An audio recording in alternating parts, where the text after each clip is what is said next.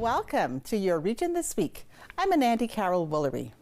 In this episode, we get details about a university project that's aimed at integrated housing near Cambridge's future LRT sites, plus celebrating Brantford's women in business and showcasing the dramatic arts as the Upstart Festival comes to Waterloo. But first, here's a look at the headlines.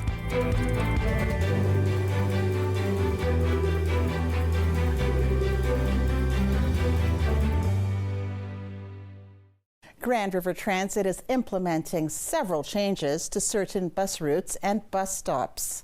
The changes are to provide more reliable service, improve travel times, and customer feedback. About 90 bus stops will be removed, and notices will be posted at each of them over the next few weeks. For the full list of stops impacted and alternate stop locations, visit grt.ca/stops.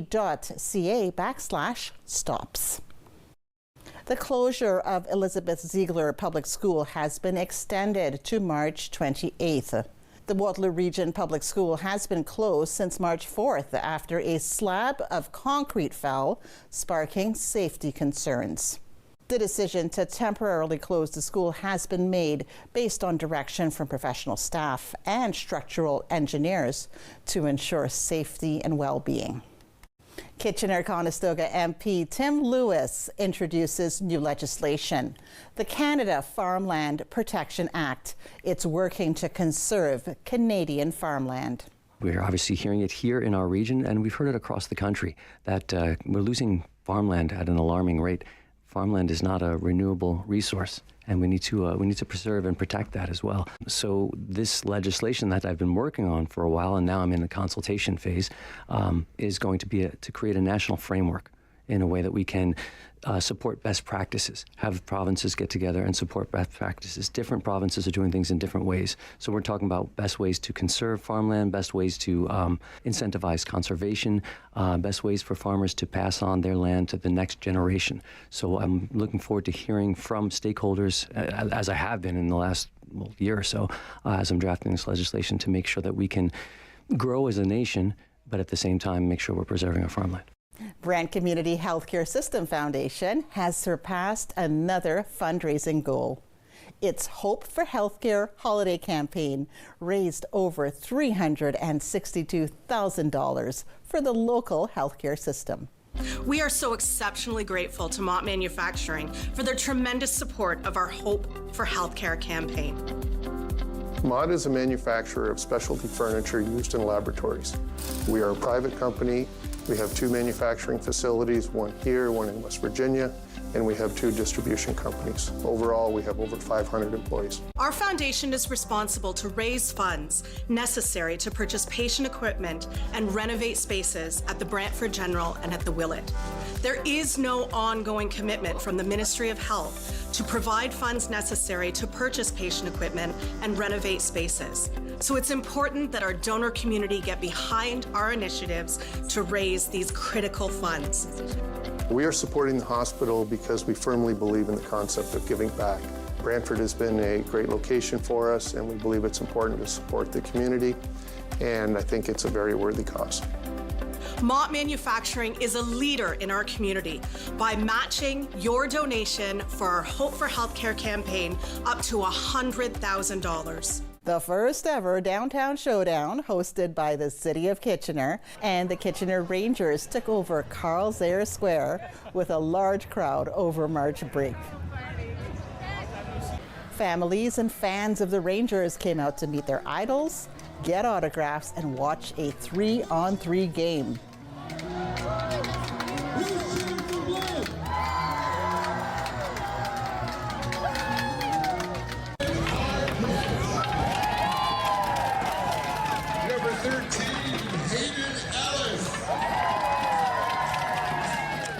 A big shout out to longtime Rogers TV volunteer Ryan LeVere, who celebrated a major milestone of working on his 400th OHL game.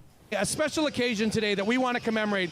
You hear me talk about this guy all the time, but Ryan LeVere, our cameraman extraordinaire, is celebrating his 400th OHL game today. 400 games. He's covered Kitchener, Guelph, Brantford. He did the OHL Top Prospects game along with his partner Steve. He's done camera op, directing, replay audio, and more. He's been a key member of my This Week in Rangers Nation production team. He's also covered hockey, baseball, lacrosse, wrestling, roller derby, boxing, darts, and even more. And he was also honored by the province of Ontario for the 2024 Ontario Volunteer Service Award. Ryan, your 11th anniversary is coming up in April. Actually, on Trent Swick's birthday. Your anniversary is Trent Swick's birthday, April 25th.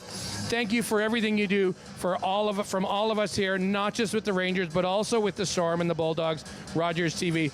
Ryan is the glue that keeps all of our shows together. We love you, and thank you for 400. Here's to the next 400. Coming up, unleashing the power of women in business. And so this day is something special as a lot of women in our community come together, they network, they learn.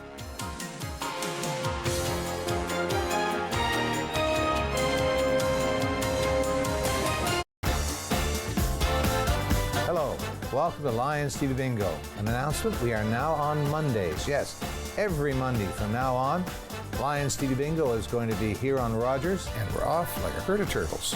Roll 29. 4 $500 prizes, one $3,500 prize, all the trivia you can imagine, and some of my bad jokes. We'll see you this Monday.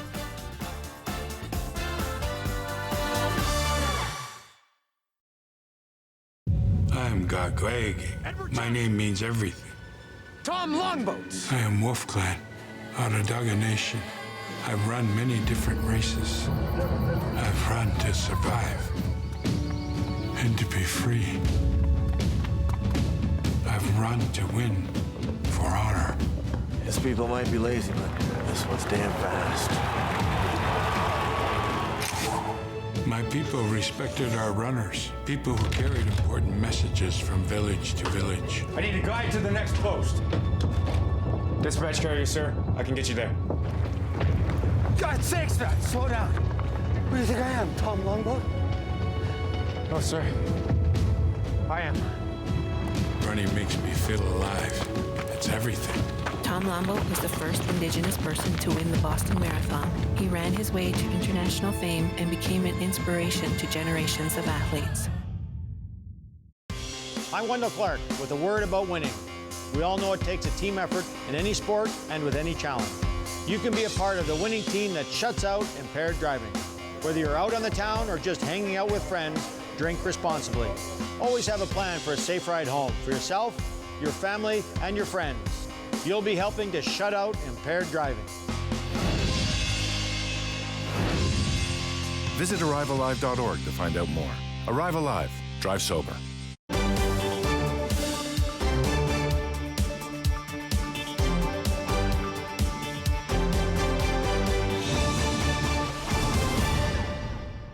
UW students from the School of Architecture are working on a project that focuses on integrated housing plan for future LRT stations.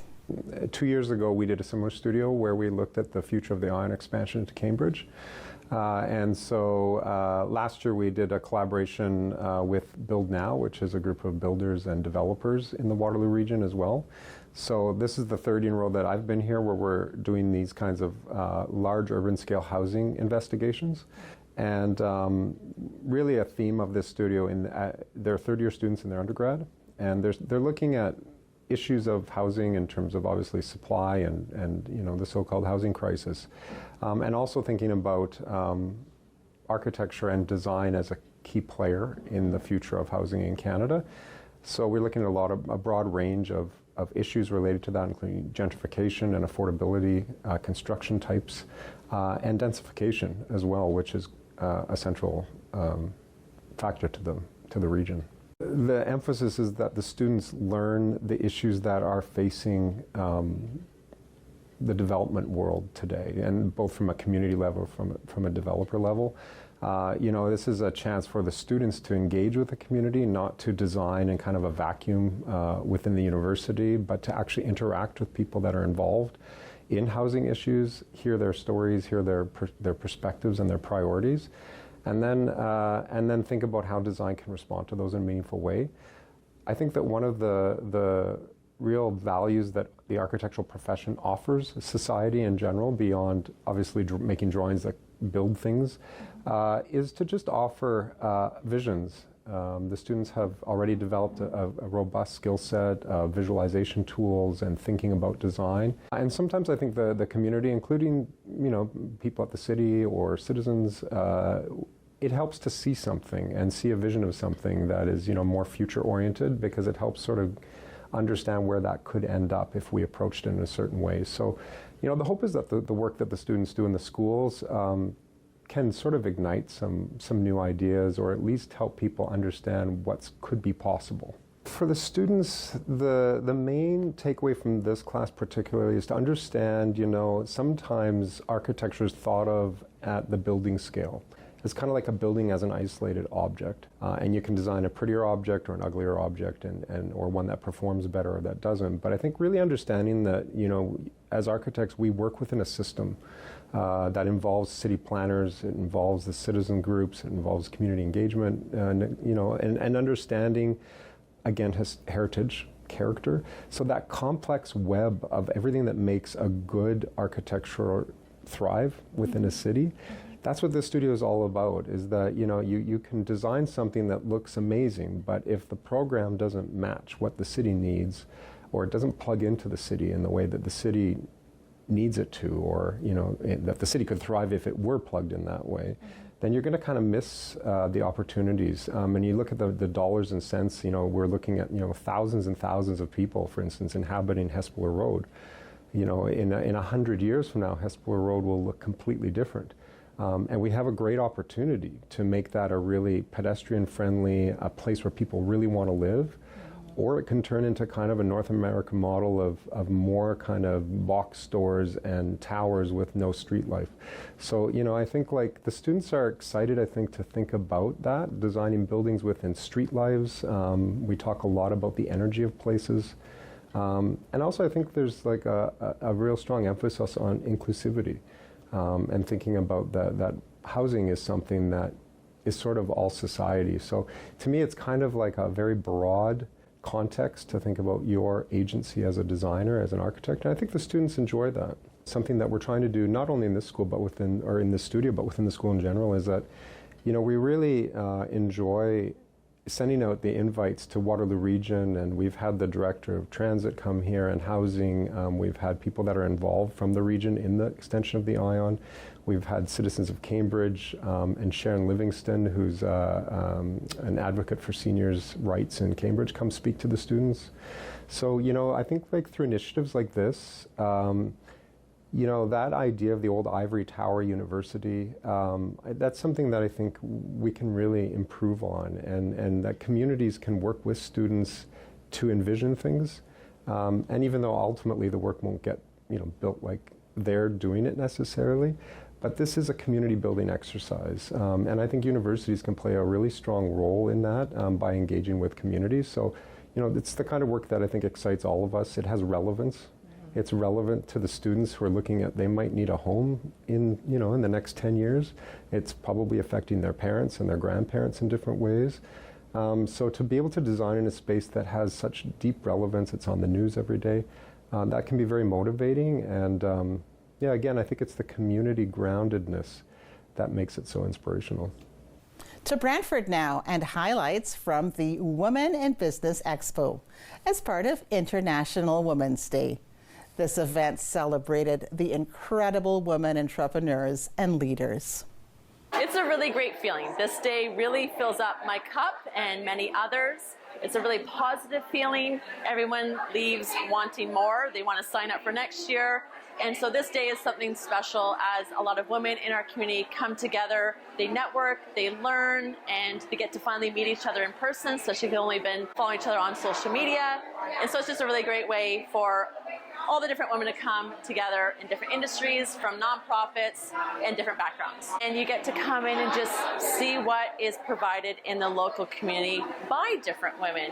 So we have different services, different industries, different cultures, different backgrounds. Our guest speakers are all different topics. Some are educational speaking sessions, and some are about their journey and their experience. So for a first-time person coming, it really fills your cup to not only network and learn from other women, but to just to see what our community offers. We are here at the Women in Business Expo, and it is one of the biggest events in Brantford, and we are super excited to be here. We are honestly blessed to be here at all. This is our second time attending the Women in Business Expo. The first time we came was my first market ever. So it was a really, really great introduction to this community, and it was a really great introduction to doing markets at all. It was super successful last year, and it gave me a lot of insight into how I should continue to run my business. I took a lot of the things that I learned last year, and I implemented it into my future year after that market. Today I'm actually launching my rebrand, so I've sort of decided to do things with purpose. So everything I make has a meaning behind it, and it inspires you. So I've divided it into 4 different themes.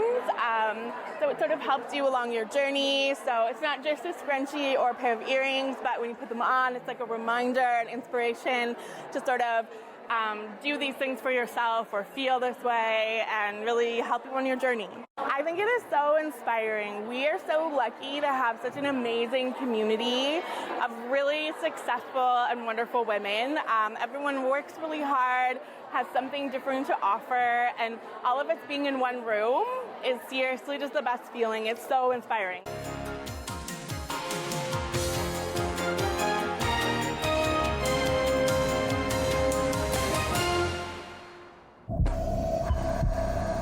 This is a man's heart, a heart in desperate need of medical attention.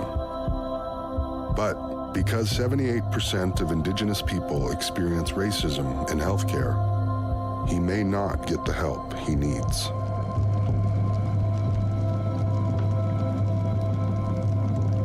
Become an ally. Rise above racism in healthcare. Hi, I'm Stacey Bester, the host of Sweet Occasions here on Rogers TV. I'm so looking forward to season 7, where we're serving up both sweet and savory dishes. I hope you'll tune in and enjoy all of the flavors that we have for you. And don't forget to make every day a sweet occasion.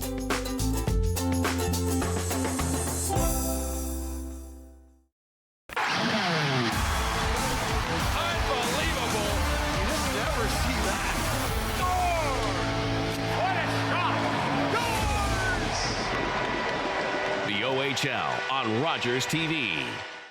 Public transit, garbage pickup, parks and recreation programs, snow removal on your street. How can you stay informed about these and other important local services?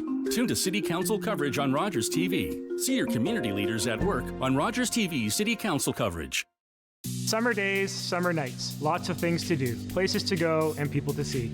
If you're having a few drinks, be sure to plan ahead and get home safely. We don't want to pick you up. Drinking drivers risk injuries to themselves and others and take chances with their license, their jobs, and their future. Remember what's at stake and choose your ride, whether you're the driver, the passenger, or the party host.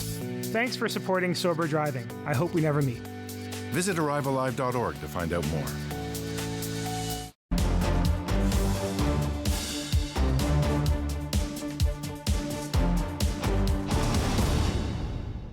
In sports, Jacob Hespeler's Ella Mason signs an NCAA track and field scholarship.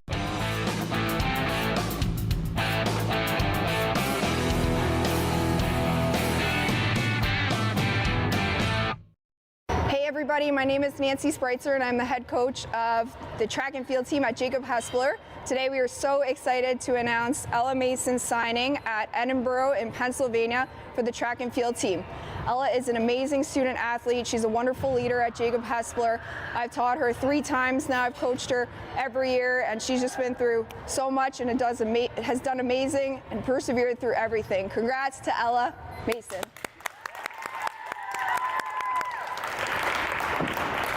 I'm really excited, honestly. I love Jacob Hespeler and everyone in the community, but I'm really excited to move on, and I am so happy to be able to accomplish my dreams moving to the States next year.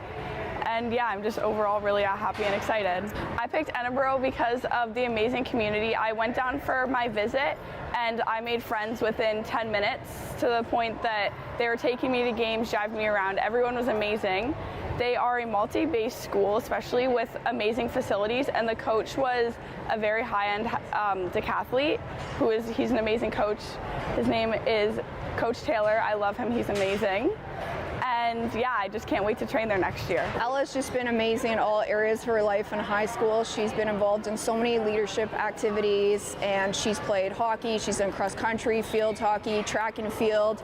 She won her Junior Athlete of the Year. She won awards when she was younger in the older categories, and she's just such an amazing person. Everybody loves her that meets her, and she just brings so much spirit to Jacob Hespeler. Ella getting here is honestly such an amazing moment, and I'm so proud of her. I remember from day one when she came to Jacob Hespeler, she was just so excited to be on the track and field team, and she did track outside of school, and right away our passions just kind of meshed, and I knew from day one that she was going to get a scholarship and go on to do track and field just because of her passion and how much she loves track. For more local sports stories, check out 519 Sports Online. Darren Stevenson and his team work to bring our community stories about local athletes. Visit 519sportsonline.ca. Still ahead, the Upstart Festival is taking center stage at the University of Waterloo. Having the actors come in and bring their own creativity and their own life to the characters has been so wonderful to see the way that the show can come to life.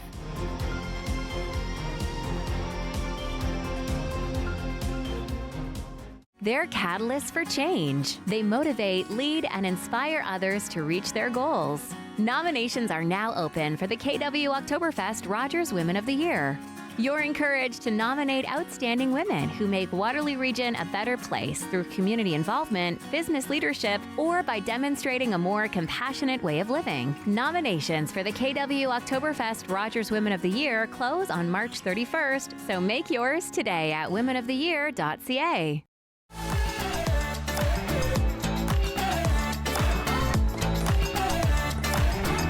With clubs, leagues, and courts in every province and territory across Canada, squash is the sport for wall-to-wall fun, fitness, and friendship.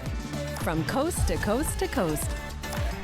Learn to play, and you'll want to do it every day. Squash. Play inside the box.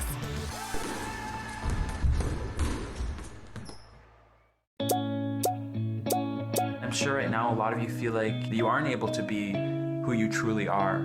What's most important, more important than everybody else knowing who you are, is that you know who you are. As a young person, time moves slower for you. And just know that things will get better. It Gets Better Canada is a registered Canadian charity with a focus on uplifting our queer youth through the power of digital storytelling. As a Two-Spirit person, I use they, them pronouns, but that's not the case for every Two-Spirit person. There are so many voices out there that we didn't have 10 years ago, 20 years ago. No matter what your mind tells you, you really are perfect the way you are, so stop beating yourself up so much. I'm gonna be a boy in a dress, because why not? Your identity is explosive. We all have our unique journeys, but one thing that connects us all is the desire to be happy, the desire to celebrate being our authentic selves.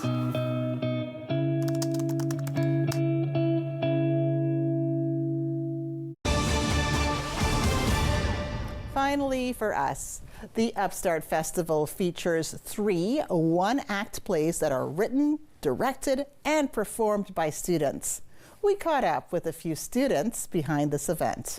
So the festival is a combination of 3 plays into one show: Hell Weeks, Utopia, and The Waiting Room. I'm the co-writer and director for Hell Weeks, which is a play about a university student who's approached by a demon and is told that if she doesn't pass her exams at the end of the term, she'll be executed and her soul be claimed.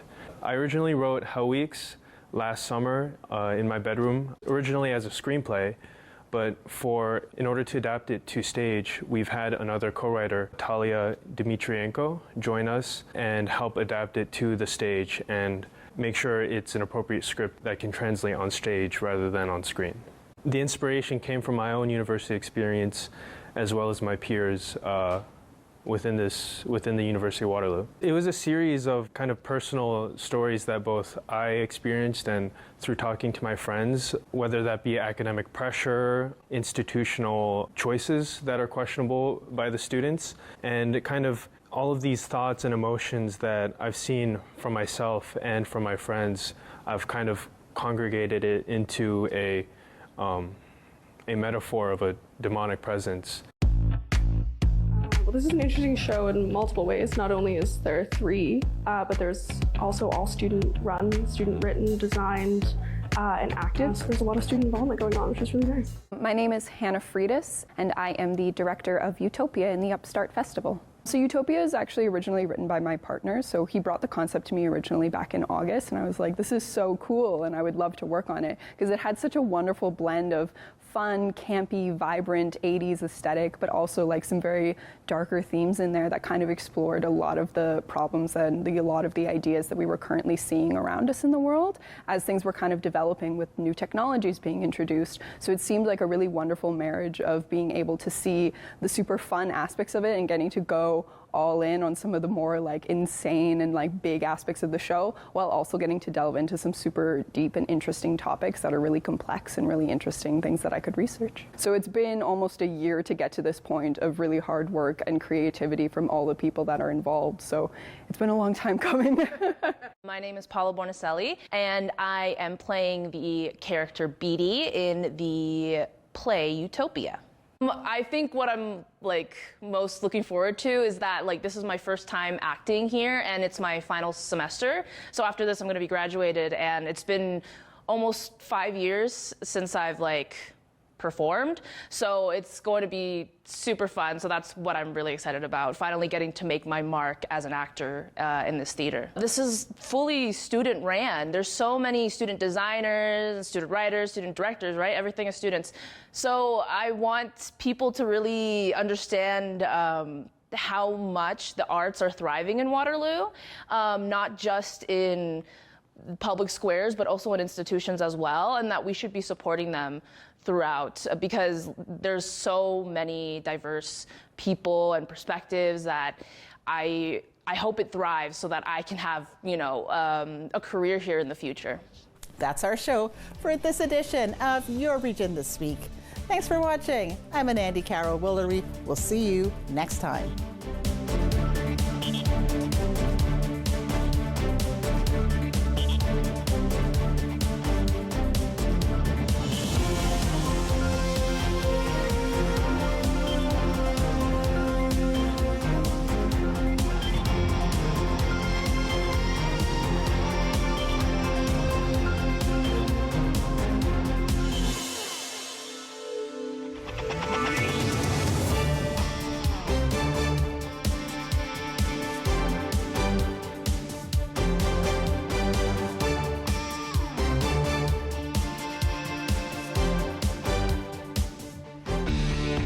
Connect with us by visiting our website or email us at comments@rogerstv.com.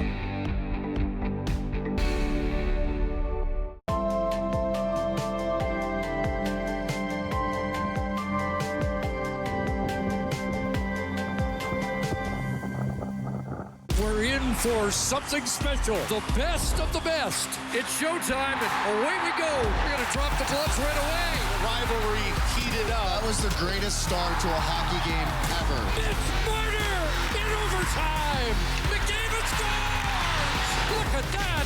What a goal. Oh, Binnington game saver. Connor McDavid scores for Canada. Best on best, and still the best. Was that 4 or 5? He's lost count and still thinks he can drive. Do you think he knows that when he is caught and charged with impaired driving, he'll lose his license?